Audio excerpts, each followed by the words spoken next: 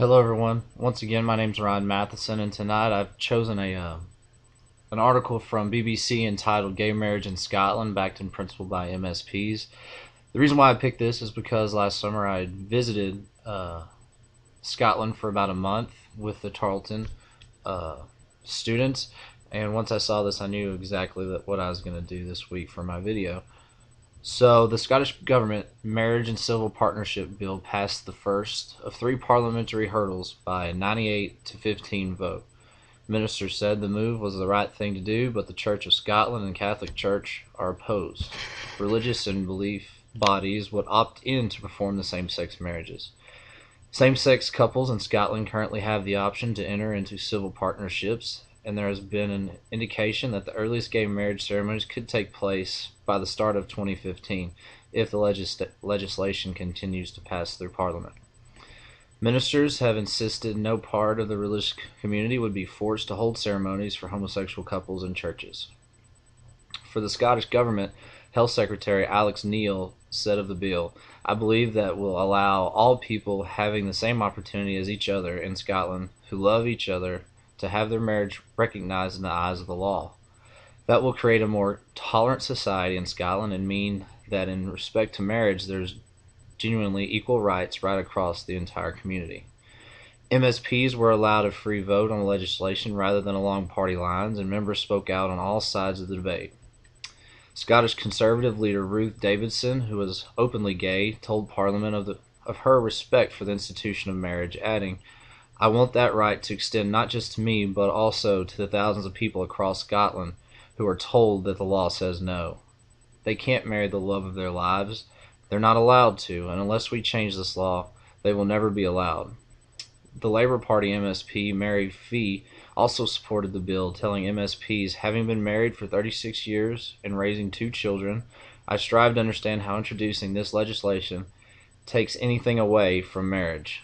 The Liberal Democrats Jim Hume also backed the legislation, adding, "This is not just another bill today, it is a reform in our society, a demonstration that our Scottish society values everyone, no matter their sexuality and no matter their relationships."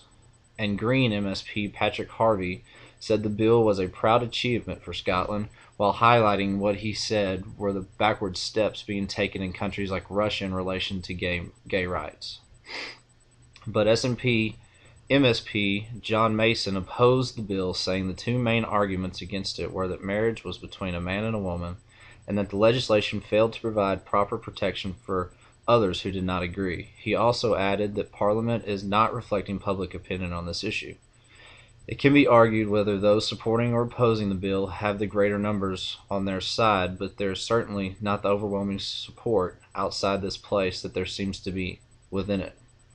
Labour MSP Elaine Smith, another opponent to the bill, argued that it failed to protect freedom of speech for those who were against gay marriage, adding that she hoped MSPs had been bounced into voting yes because of a fear of being branded homophobic. She told Parliament, "Since indicating that I did not intend to support the redefinition of marriage, my religion's been disparaged. I've been branded homophobic and bigoted. I've been likened to the Ku Klux Klan, and it was suggested that I be burnt at the stake as a witch." Conservative MSP Alex Johnston expressed concern that traditional marriage could be undermined by the bill. He said, "During my life, I have seen society beginning to fall apart. That's why I would argue that one of the priorities of this Parliament should be to strengthen families, to find a way to reinforce marriage, and to make sure that we reverse the trends of a half century or more in order to gain that stability. That's why I worry that we are making this a wrong priority at the wrong time."